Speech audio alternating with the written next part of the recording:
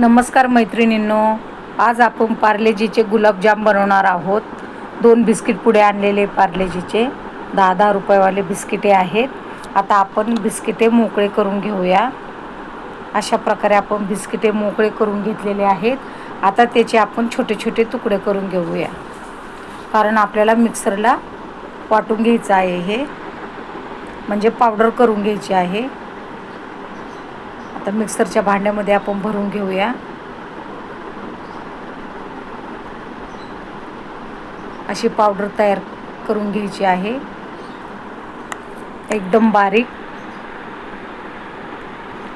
आता त्यामध्ये आपण थोडं थोडं दूध टाकून पीठ मळून घेऊया. बिस्किटाचा चुरा, बिस्किटाची पावडर मळून घेऊया. अशा प्रकारे आपला मळून झालेला आहे गोळा. आता त्याचे आपण छोटे छोटे तुकडे करून छोटे छोटे गोळे करून घेऊया.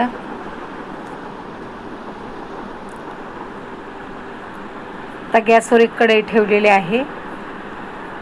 बघा किती छान झालेले आहेत आपले गुलाबजामुन. आता आपण तळून घेऊया. गॅस बारीकच ठेवायचा आहे, जेणेकरून आपले गुलाबजामुन करपणार नाही.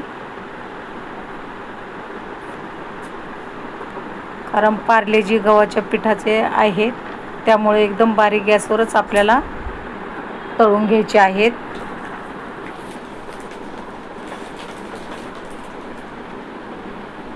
मस्त झाले आहेत आपले गुलाबजामुन.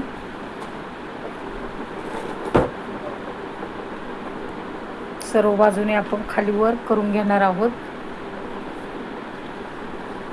सर्व बाजूने तळले पाहिजे. आता गुलाबजामुन तर आपले तळून होत आलेले आहेत. आता इथे गिटचं गुलाबजामुन डब्बा घेतला होता, खूप सारा पाक उरलेला आहे. आणि छोटा पण डब्बा घेतलेला आहे, तो पण पाक आहे. अशा प्रकारे आपण दोन्ही पाक एकत्र करून घेणार आहोत.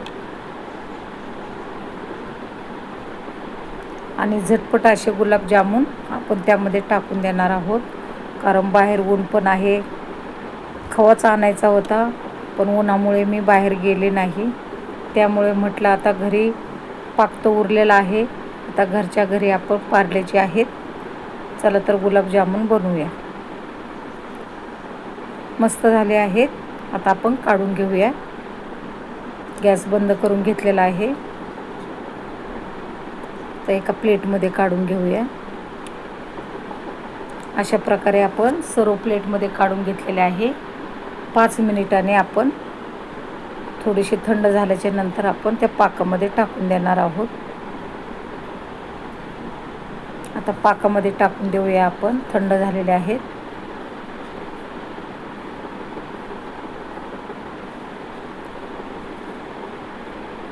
तर 4-5 तासाने बघूया आपले गुलाबजामुन कसे झाले आहेत ते. 4-5 तास झालेले आहेत. अशा प्रकारे आपले गुलाबजामुन तयार झालेले आहेत. आवडल्यास लाईक, शेअर, सबस्क्राईब करा. व्हिडिओ बघत राहा.